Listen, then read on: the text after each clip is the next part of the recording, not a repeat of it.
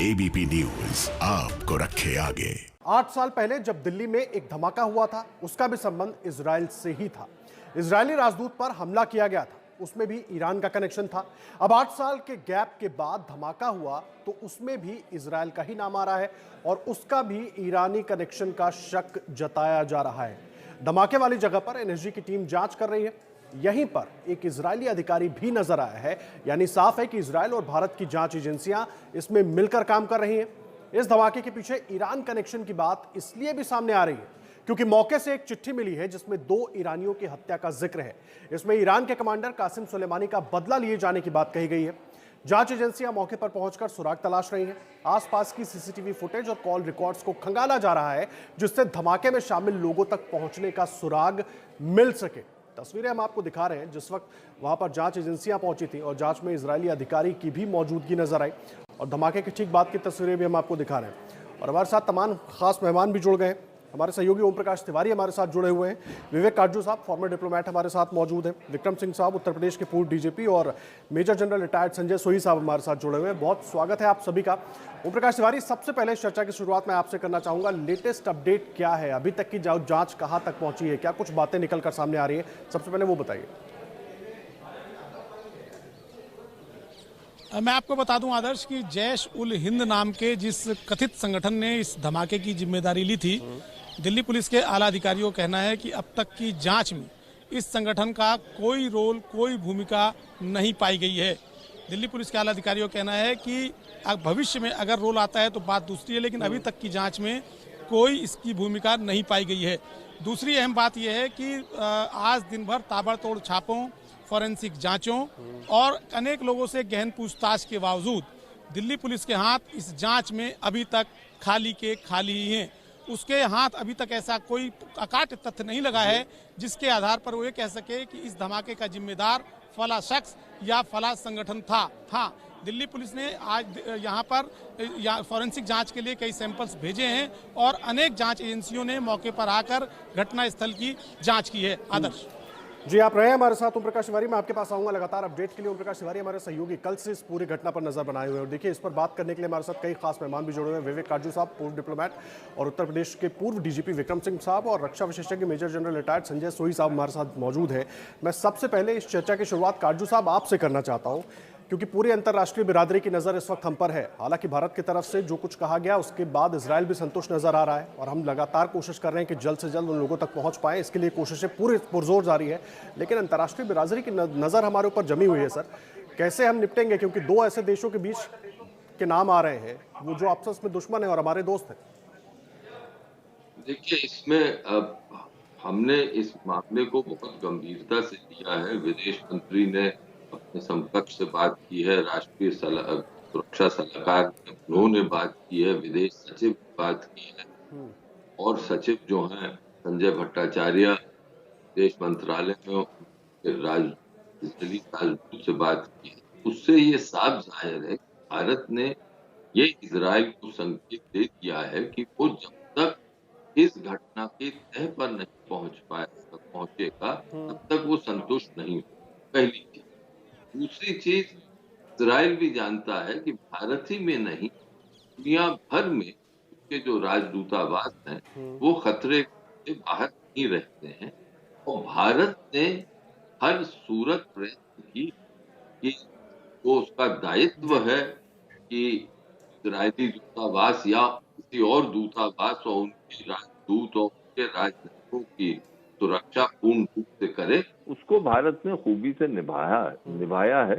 अब ये मामला जो है इसमें हमारी जांच एजेंसियां लगी हुई हैं, दिल्ली पुलिस ही नहीं, इसमें मुझे जो हमारी खुफिया एजेंसीज हैं वो लगी होंगी, जितने भी रिकॉर्ड्स हैं कम्युनिकेशन के वो देखे जा रहे होंगे। और आखिरी चीज मैं कहूं, इसमें ये अंतर्राष्ट्रीय नियम है कि हमारी जो एजेंसीज हैं उनका तो ये उनकी रिस्पॉन्सिबिलिटी अवश्य है, लेकिन इसमें सहयोग लिया जाता है इजराइल जो देश जिस पर आक्रमण हुआ है उसी से नहीं, और अंतर्राष्ट्रीय समुदाय की जो एजेंसीज हैं वो भी अपना सहयोग देने लगती हैं। तो हमें दूध का दूध पानी का पानी करना है और अगर ईरान का हाथ इसके पीछे है, तो फिर हमें ईरान से बहुत कड़ा रवैया अपनाना पड़ेगा। लेकिन मैं आखिरी चीज कहूं कि इसमें जल्दबाजी हमें नहीं करनी चाहिए। कोई भी कमेंट अभी तक भारत सरकार ने किसी पर जिम्मेदारी नहीं दी है, वो बिल्कुल सही रवैया है। जी, अहम बात आप कह रहे हैं काजू साहब, आप रहे हैं हमारे साथ। जांच की बात आपने की और जांच पर भरोसा भी जता रहे हैं, और अच्छी बात है, हम सब जांच पर भरोसा जता रहे हैं। जिस तरीके से जांच बढ़ रही है, एक एक करके तथ्य धीरे धीरे खुलकर सामने आ रहे हैं।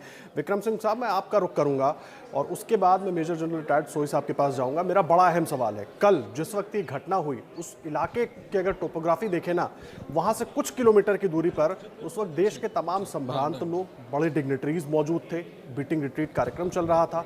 ऐसे में सिक्योरिटी पर सवाल तो उठता है सर, और ऐसे जोन में जहां पर सिक्योरिटी हाई अलर्ट पर होनी चाहिए। आदर्श जी, आपने माकूल सवाल किया है।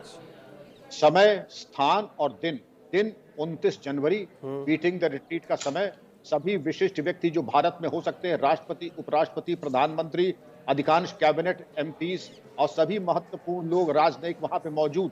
और सुपर वीआईपी एरिया में इस प्रकार का माना कि तथाकथित लो इंटेंसिटी विस्फोट था, लेकिन जो इसके भयावह परिणाम थे, अगर ये बड़ी इंटेंसिटी का होता तब क्या होता?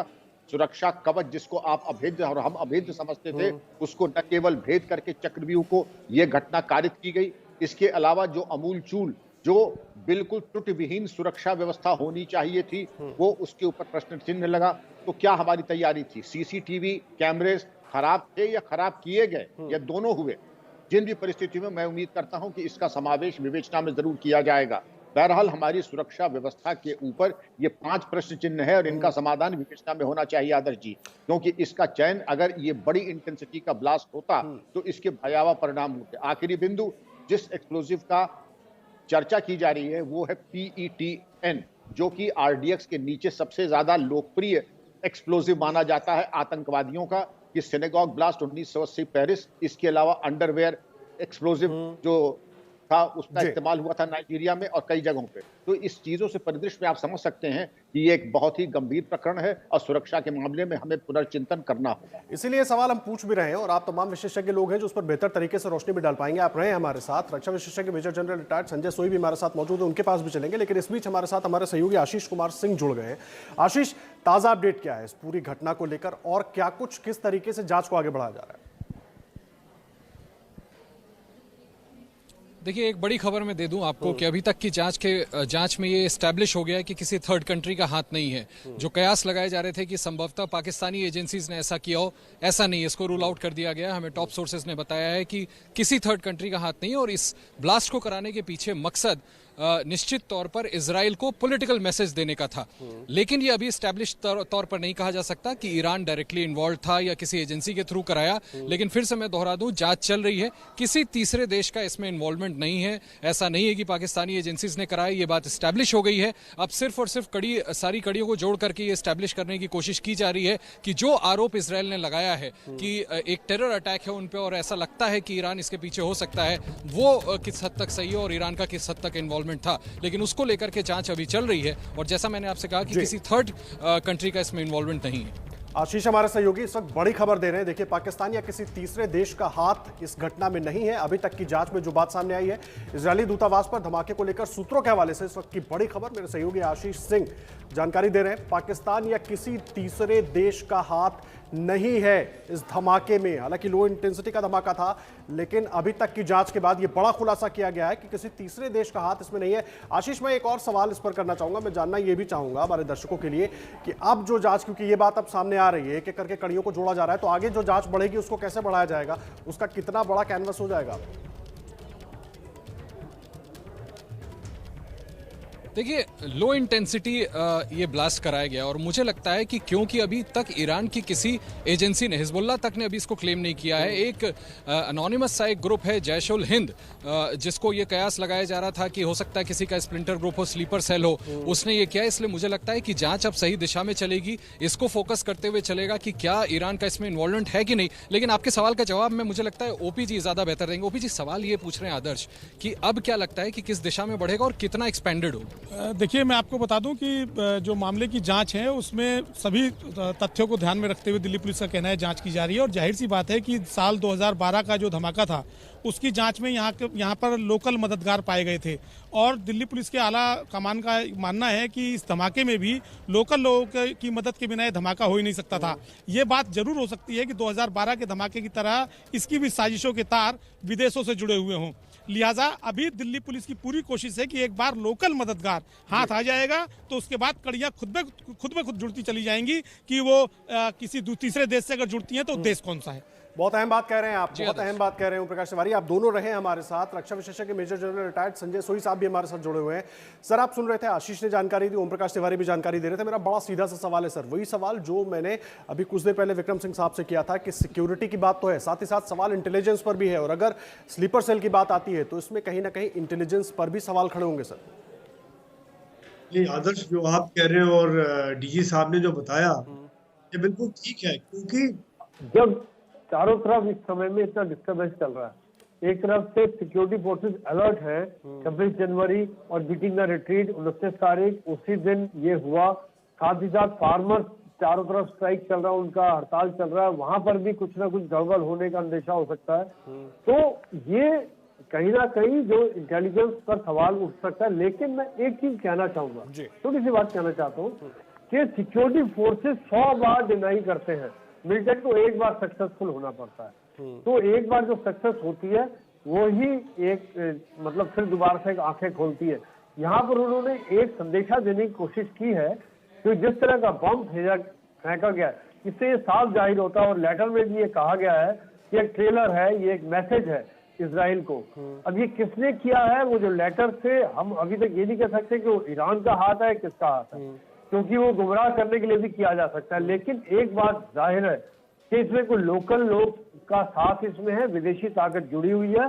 और तीसरी बात जो मेरा अपना अंदाजा है कि ये एक ट्रेलर है, ये मेन अटैक नहीं था, इजराइल को सिर्फ एक मैसेज देने का एक वो था, कोशिश की गई थी सर। इसीलिए बड़ा अहम सवाल हो जाता है ये कि इजराइल को भले ही मैसेज देने की कोशिश थी, लेकिन हुआ हमारे यहाँ सर, चुनौती हमारे लिए भी उतनी बड़ी और ऐसे दिन पर हुआ जिस वक्त पूरी सुरक्षा व्यवस्था चाक चौबंद हो जाती है। इसीलिए थोड़ा सा ये विषय चिंता बढ़ाने वाला है। ये बिल्कुल आप ठीक कह रहे हैं, क्योंकि ये चिंता का विषय तो है ही, क्योंकि जब इतनी पुलिस लगी हुई है, खासतौर पर जब वीआईपी एरिया में हम देख रहे सीसीटीवी इतनी अच्छी तरह से काम नहीं कर रहे हैं, या फिर वहां पर कुछ ना कुछ चौकसी में कमी आई है, ये तो बात जाहिर है। लेकिन जैसा मैंने कहा कि इस तरह का छोटा सा बॉम्ब डाला हुआ है, शायद कहीं ना कहीं बंदा चलते चलते फेंका गया है, तो उसमें संभव कर सकता है अगर कोई इस तरह की कार्रवाई हो।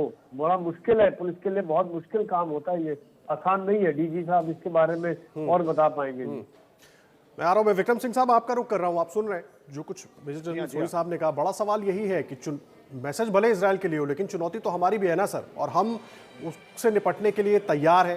हालांकि एक बात मैं उनकी मानता हूं कि अगर वो हमें 100 बार ठीक होना है तो आतंकियों को सिर्फ एक बार दुरुस्त होना है और उनका काम हो जाएगा। लेकिन सवाल यह है कि हमारी सुरक्षा व्यवस्था, वो भी इस जोन में जहां सब कुछ चाक चौबंद होना चाहिए, वहां पर एक छोटी सी चूक बहुत अलग मैसेज दे रही है सर। बिल्कुल ठीक आदर्श जी, जनरल सूरी साहब का बहुत विराट अनुभव है। उनका ये कहना पुलिस के लिए पास मार्क ही 100% है, 99.9% फेल मार्क माना जाएगा, क्योंकि एक बार का फेलियर पूरे करे कराए पे पानी फेर देता है। इसलिए जो अमूलचूल परिवर्तन आपको सुरक्षा व्यवस्था में लाना है, उसकी तरफ और जागरूक होना पड़ेगा। माना किसान आंदोलन चल रहा है, माना कि कुछ हमारे गैर जिम्मेदाराना राजनेताओं ने कुछ ऐसी बातें कही जो नहीं कहनी चाहिए थी, लेकिन आप इस पे देखिए तमाम परिदृश्य ऐसे हैं। ईरान के बारे में इन्होंने ये कहा जो कहा है, लेकिन इस प्रकार की एक लो इंटेंसिटी विस्फोट करके उन्होंने हमारी सुरक्षा व्यवस्था को और फैला दिया है। कैसे?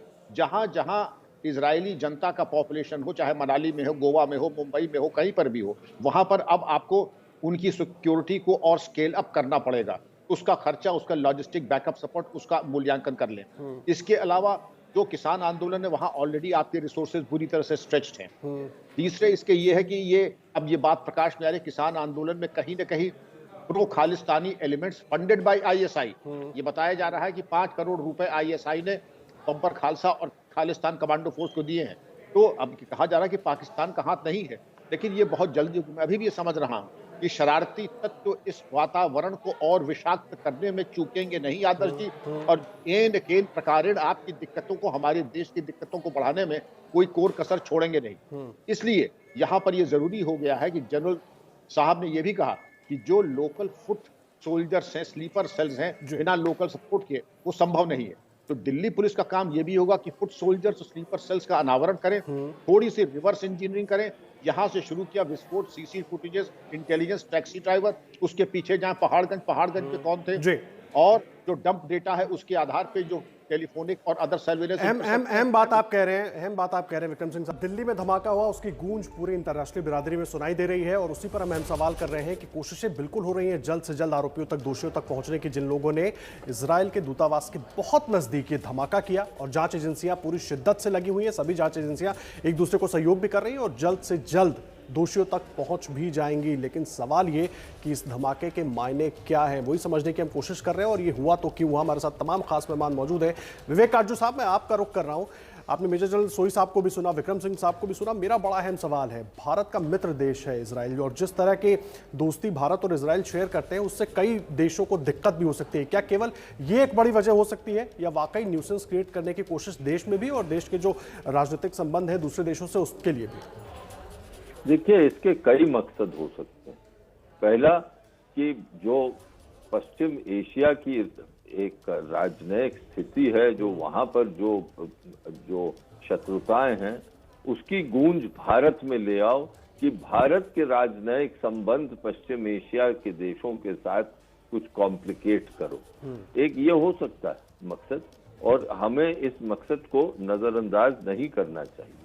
दूसरा ये मकसद हो सकता है कि ये दिखाना कि भारत की सुरक्षा व्यवस्था इतनी कमजोर, इतनी लचीली है कि जिस दिन बीटिंग रिट्रीट हो रही है वहां उस दिन ही हम एक इस तरह का हादसा कर सकते हैं, ऐसे जगह जो कि सबसे ज्यादा हाई सिक्योरिटी जोन है, कि भारत की एक सुरक्षा व्यवस्था है उस पर सवालिया निशान लगाना।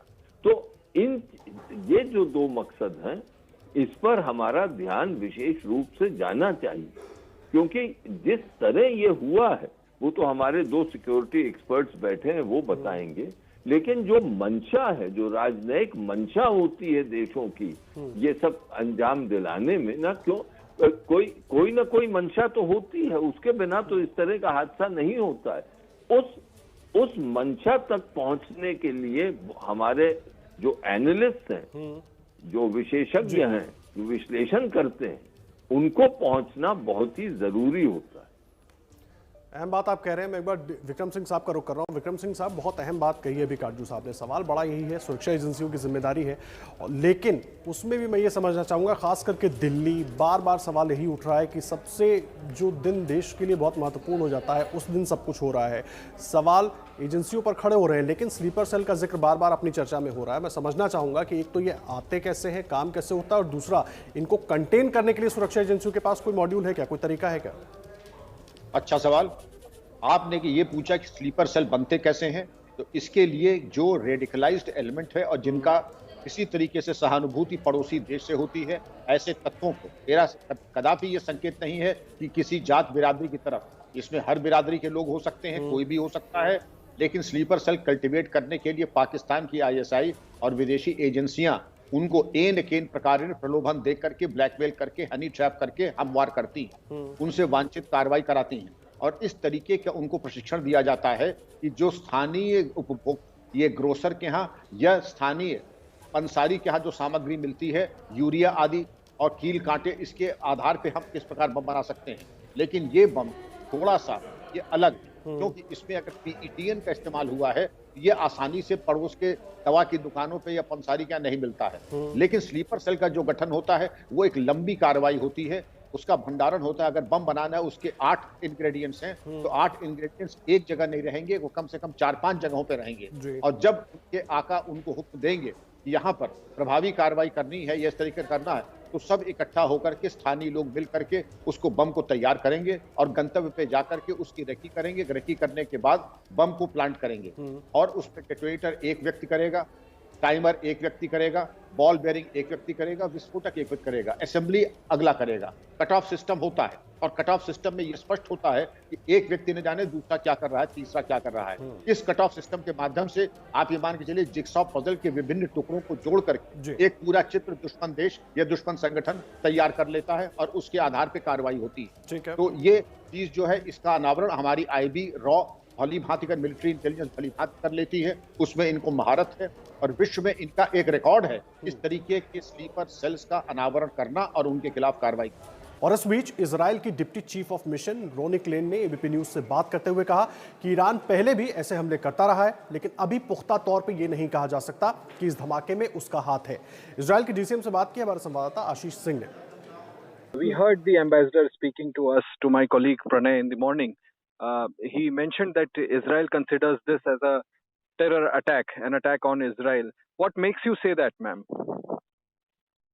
Well, there have been signs left at the scene of the crime that show that it was indeed a terror attack.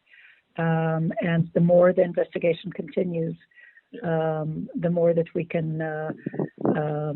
ascertain that it was indeed a terror attack. Of course, you understand that since the investigation is ongoing, I can't go into details about this. Ma'am, we believe that there was a piece of letter found there which was addressed to the ambassador. And so do you suspect that Iran could actually be behind this? As I said, the investigation is ongoing. We have had previous attacks against Israeli institutions around the world, which were supported by Iran. But we can't possibly say at this point of time whether this particular attack was indeed supported by Iran. Ma'am, we just saw a couple of hours back a small group called Jaish-ul-Hind claiming the responsibility on a social media handle of theirs on Telegram. How do you see that? We're looking into that as well. We're not familiar with that group. And so we are trying to ascertain whether that is in fact a true claim or, you know, very often in cases like this, there are false claims by various fake organizations. So we really don't know. Again, it's too early to say whether this is in fact a true claim, but we are looking into it. Thank you very much, ma'am. Thank you very much for talking to ABP News. You're very welcome. देखिए, सभी खास मेहमान हमारे साथ जारी है। Iran की तरफ से क्या कुछ, इजराइल की तरफ से क्या कुछ कहा गया वो आपने सुना। हमारे साथ सभी मेहमान बने हुए हैं, लगातार हमारी ये चर्चा जारी है। मैं एक बार ओम प्रकाश तिवारी हमारे सहयोगी उनका रुख करूंगा। ओम प्रकाश तिवारी, मुझे एक बात समझनी है, आप लगातार इस चर्चा का हिस्सा हैं और बातचीत भी आप सुन रहे हैं। मेरे मन में बार बार ये सवाल उठ रहा है कि अगर ये लैक ऑफ इंटेलिजेंस हुआ तो क्या इसको लेकर अभी तक एजेंसियों की तरफ से कुछ कहा गया? हमारी तमाम एलिट एजेंसियां जांच तो कर रही हैं, लेकिन लैक ऑफ इंटेलिजेंस की भी तो जांच होनी चाहिए। बिल्कुल, ये एक पार्ट, ये इन्वेस्टिगेशन का एक पार्ट ये भी होता है आदर्श कि अगर लैक ऑफ इंटेलिजेंस है तो उसकी जांच अपनी जगह पर होगी। काउंटर इंटेलिजेंस नाम का एक विंग होता है इंटेलिजेंस ब्यूरो में, जो इस बात की जांच करता है कि ये आखिर सुरक्षा में चूक कहाँ हुई। जाहिर सी बात है कि सुरक्षा एजेंसियां अपना काम कर रही हैं, किस पैमाने पर कहाँ चूक हुई और इसके लिए कौन रेस्पॉन्सिबल है उसकी भी जांच होगी। लेकिन सबसे पहले और सबसे बड़ा सवाल यह है कि जो धमाके के आरोपी हैं, जो उसका स्थानीय मददगार है, उसे पकड़ लिया जाए। क्योंकि पिछली बार क्या हुआ था, मैं आपको बता दूं, साल 2012 में जब धमाका हुआ था तो इस मामले में अफसर ईरानी नाम का एक ईरानी शख्स था, जो धमाके के फौरन बाद अगले 2 घंटों के भीतर उसने भारत छोड़ दिया था। लिहाजा अब इस समय जांच एजेंसियां चाहती हैं कि उनकी जो चूक है वो तो उसकी तो जांच हो ही जाएगी, लेकिन ऐसे में कोई आरोपी देश से न भाग सके, इसकी पहले पुख्ता जांच हो जानी चाहिए। अहम बात आप कह रहे हैं, कोई आरोपी देश से बाहर ना जा सके, इसी को रोकने की कोशिश हो रही है, लेकिन साथ ही साथ जांच भी इस पूरे मामले के जो दोषी हैं उन तक पहुंचने की। तमाम खास मेहमान हमारे साथ जुड़े हुए हैं। एक बार मैं फिर से परिचय करा देता हूं। पूर्व राजनयिक विवेक काटजू साहब हमारे साथ हैं, यूपी के पूर्व डीजीपी विक्रम सिंह साहब और रक्षा विशेषज्ञ मेजर जनरल रिटायर्ड संजय सोई साहब हमारे साथ मौजूद है। संजय सोई साहब, मैं आपका रुख कर रहा हूँ। बड़ा अहम सवाल है, आतंकवाद की बात मैं कर रहा हूँ। आतंकवाद अब सिंगल डायमेंशन पर नहीं चलता है, मल्टी डायमेंशनल लड़ाई हो गई है हमारे देश के साथ, खास करके आतंकवाद को लेकर। तो एक कोशिश के तौर पर देख सकते हैं कि भारत को हर तरफ से परेशान कर दो, पाकिस्तान की तरफ से तो हम परेशान हैं, जो मित्र देश हैं उनकी तरफ से भी परेशान कर दो, अपनी सिक्योरिटी भी हम चिंता करेंगे, अंतर्राष्ट्रीय स्तर पर जो हमारी इमेज है उसके लिए भी हम चिंता करेंगे और हम फंसे रहेंगे उसमें। आदर्श, बिल्कुल आपका जो एक बहुत ही जायज पॉइंट है ये, क्योंकि इस समय में भारत के दुश्मन भारत को घेरने की कोशिश कर रहे हैं। जो भारत की जो तरक्की हो रही है, भारत की जो डेवलपमेंट हो रही है, भारत आज दुनिया में लीडरशिप का रोल लेने की कोशिश कर रहा है और जिसमें काफी हद तक सफल है, दुनिया देख रही है। ऐसे में इस तरह की जो कार्रवाई करके भारत की इमेज को खराब करने की कोशिश की जा रही है लगातार। जैसे पहले डीजी साहब ने बताया कि फार्मर स्ट्राइक में काफी दूसरे एलिमेंट आ चुके हैं, पाकिस्तान सपोर्ट कर रहा है। अब ये इस तरह का, जबकि हाई सिक्योरिटी समय है, 26 जनवरी 29 जनवरी, ऐसे समय में इस तरह की कार्रवाई होना, ये फिर एक भारत की इमेज को खराब करने की कोशिश हो सकती है। और सुरक्षा जो एजेंसीज हैं उनको कहीं ना कहीं ओवरस्ट्रेच करने की भी चाल है कि इनको इतना ओवरस्ट्रेच कर दो कि ताकि जब कहीं मौका मिलते ही ये अपनी और बड़ी कार्रवाई करते हैं।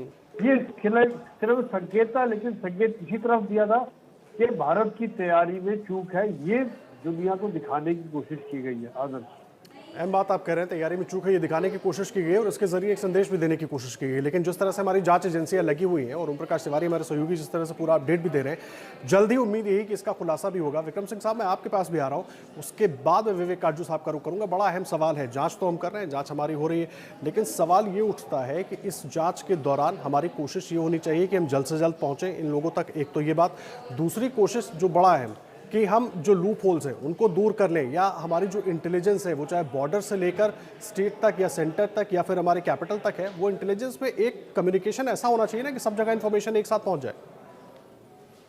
ये जो प्रश्न है आपका आदर्श जी, ये यक्ष प्रश्न है। जब मैं नौकरी में आया था तब से और आज तक यही प्रश्न है कि ऐसा कोऑर्डिनेशन हो कि राइट टू नो और नीड टू नो बेसिस पे जो महत्वपूर्ण एक्शनेबल इंटेलिजेंस है वो महत्वपूर्ण स्थाने तक बिना किसी विलंब के पहुंच जाए। क्योंकि कामयाबी इसी पे डिपेंड करती है कि एक्शनेबल इंटेलिजेंस कितने जल्दी ग्राउंड लेवल तक पहुंच जाए। मसलन दिल्ली में अगर कोई घटना हुई और नेपाल के जरिए, ओम प्रकाश जी इशारा समझ रहे होंगे, नेपाल के जरिए बहराइच से कोई भाग रहा है तो डीजी यूपी एसपी बहराइच को ये सूचना अगर जल्दी मिल जाएगी तो ये चीज निष्क्रिय हो जाएगी। लेकिन अगर ये पत्राचार से और वायरलेस से अगर कम्युनिकेशन होगा तो ये 10 दिन होने वाला नहीं है और पलायन हो जाएगा अपराधी का।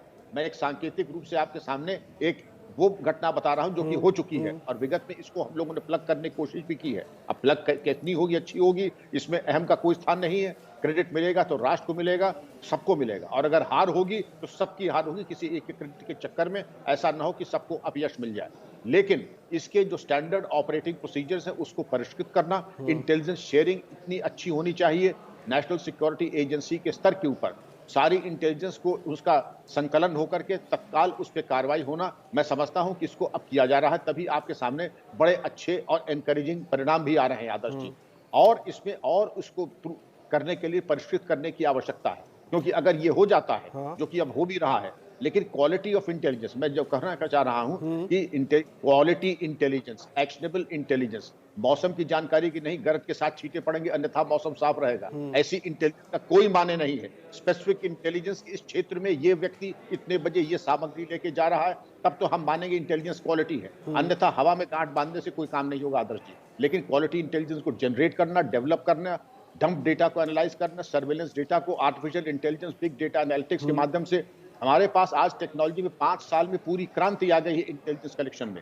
और इन 5 साल में जो मैंने फैक्टर्स आपको बताए थे, इसके आधार के ऊपर एक विजय अवश्यंभावी है अगर हम अपने को पूरी तरीके से समर्पित करके इंटेलिजेंस कलेक्शन में लग जाते हैं। बहुत अहम बात आप कह रहे हैं, मैं ओम प्रकाश तिवारी के पास भी जाऊंगा, लेकिन पहले एक बार मैं विवेक काटजू साहब का रुख कर लूं। विवेक काटजू साहब, मुझे एक बात बताइए, मैं अंतर्राष्ट्रीय बिरादरी के लिहाज से समझना चाहता हूं। 2 मित्र देश हैं हमारे, दोनों से हमारे संबंध बहुत अच्छे हैं, लेकिन अब ये घटना हो गई है, ऐसे में हमारी जो फॉरेन पॉलिसी होगी, जिस तरीके से हम कल से लेकर आज तक काम कर रहे हैं, उसमें क्या कुछ और होना चाहिए ताकि स्थिति भी बेहतर रहे, हमको इतना समय भी मिल जाए कि हम दोषियों तक पहुंच जाएं और हमारी जो इमेज है वो भी सेफ रहे? देखिए, ऐसे हालात में भारत जैसा देश दोनों अपने मित्र देशों को ये साफ संदेश देगा कि हमारी भूमि पे आप अपने आपसी जो आपका जंग है, जो आपकी आपसी रंजिशें हैं, वो हमारी भूमि पे मत करिए। इस संदेश को बिल्कुल स्पष्ट शब्दों में दिया जाता है। और अगर आप आज देखिए, जो कि आपके सहयोगी ने इजराइल की डिप्टी चीफ ऑफ मिशन से पूछा, वो इस सेंसिटिविटी को समझती हैं, इसीलिए उन्होंने ये भी कहा कि हाँ, ईरान के काफी हमले हमारे इंटरेस्ट पर हुए हैं, लेकिन इस मामले में हम कुछ नहीं कह सकते कि क्या ईरान का हाथ है। तो वो भी जानती हैं कि इस वक्त भारत किसी भी एलिगेशन के तो बर्दाश्त नहीं करेगा, और इसलिए ये लाजमी है कि हम जल्द से जल्द अब इसके निष्कर्ष पे पहुंचे कि ये किसने किया है, और फिर अपनी नीति उस बेसिस पर आगे बढ़ाएं, लेकिन जल्दबाजी नहीं करनी। जल्दी करनी है, जल्दबाजी नहीं करनी है, क्योंकि जो निष्कर्ष हो वो पुख्ता हो।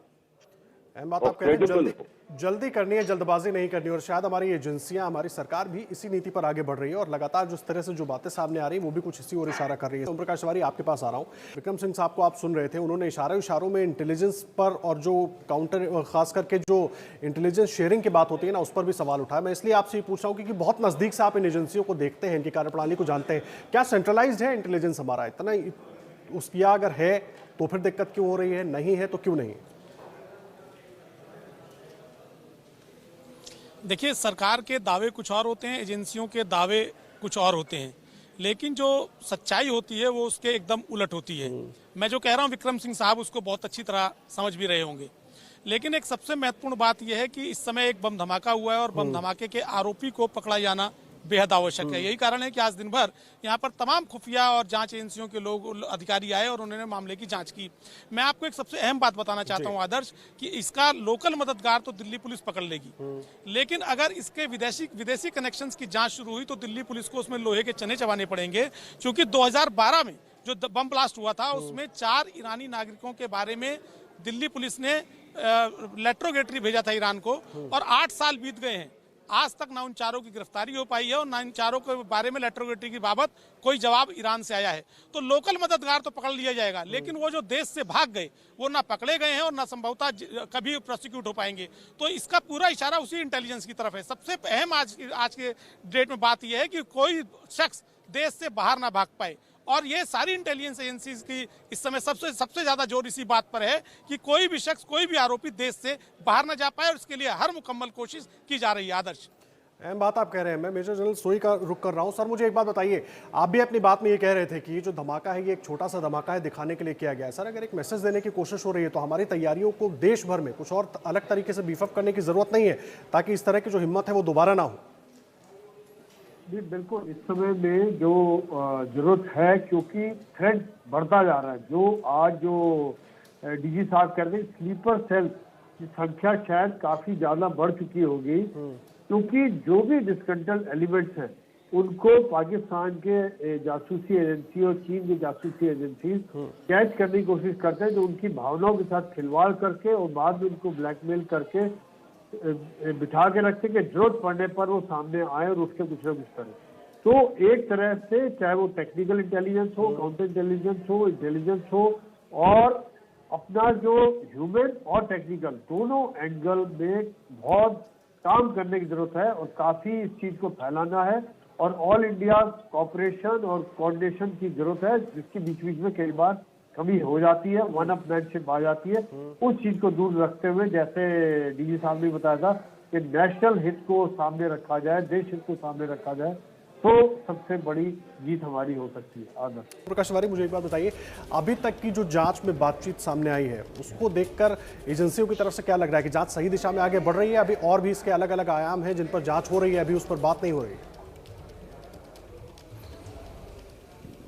देखिए, अभी तक की जो दिशा है उसको देखकर लग रहा है कि जांच सही दिशा में चल रही है, क्योंकि दिल्ली पुलिस के आला अधिकारियों का साफ तौर पर कहना है कि इस मामले में ईरान एंगल को भी देखा जा रहा है।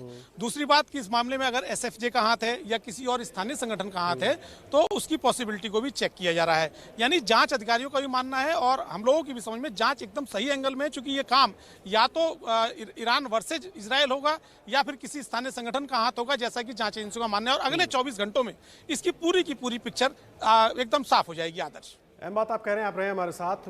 विक्रम सिंह साहब, मैं आपका रुख कर रहा हूं, मैं समझना चाहूंगा जरा, इस वक्त अगर हम देश की राजधानी दिल्ली को देखें तो दिल्ली के अलग अलग बॉर्डर्स पर बड़ी संख्या में किसान मौजूद हैं, धरना दे रहे हैं, दूसरी तरफ बीटिंग रिट्रीट सेरेमनी हो रही है और जांच भरे हम अलग अलग आयामों में कर रहे हैं। लेकिन सवाल यह है कि बहुत सारे ऐसे संगठन होंगे या बहुत सारे ऐसे ग्रुप्स होंगे जो चाहते होंगे कि अशांति फैले और मैसेज भी गलत जाए। तो ऐसे में जो व्यवस्था हमारी होनी चाहिए थी, आप क्योंकि बड़ी एक्सपर्टीज रखते हैं, आपको कैसे लग रहा है कहां पर कोई चूक हुई या चूक नहीं हुई, वो अपनी कोशिश में कामयाब हो गए, हम अपनी तरफ से पूरी तरीके से तैयार थे?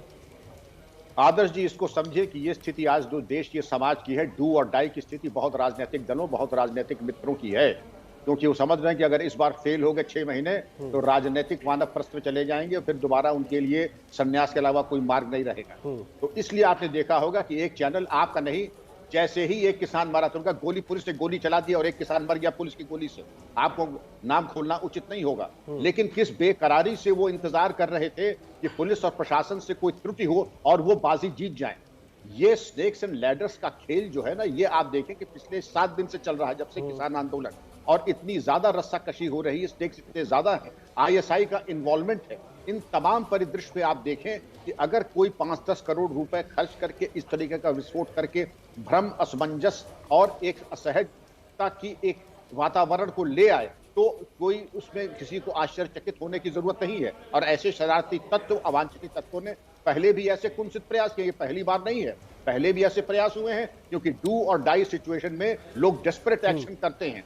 और अगर इसमें किसी लोकल आदमी को, स्लीपर सेल को 10-20 लाख रुपए दे करके ऐसा एक दुस्साहसिक घटना करा दे जिससे कि भ्रम की स्थिति हो और एक दुर्व्यवस्था फैल जाए, हो सकता है एक हारी हुई बाजी हम जीत जाएं। मैं आपको एक फर्स्ट केस सिनेरियो रख रहा हूं और इसकी संभावना हमेशा थी और आज तो बहुत ज्यादा है।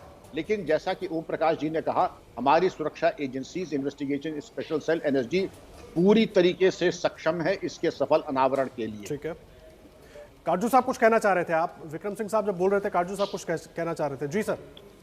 नहीं, विक्रम सिंह जी ठीक कह रहे हैं। मैं बस एक चीज उसको आगे बढ़ाते हुए ये कहना चाहूंगा कि हमारे राजनीतिक वर्ग को राजनीति के साथ साथ भारत के सामरिक हितों पर भी ध्यान देना आवश्यक है।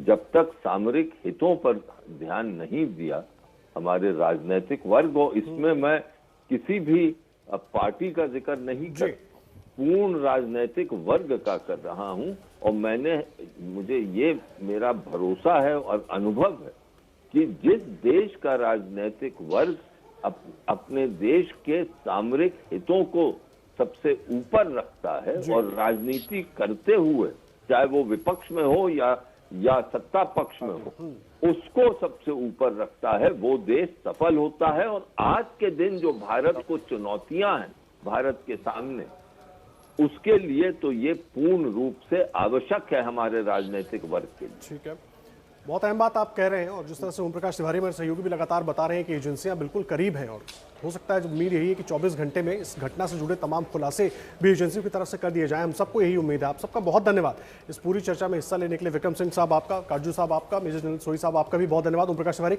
बहुत धन्यवाद पूरी जानकारी के लिए।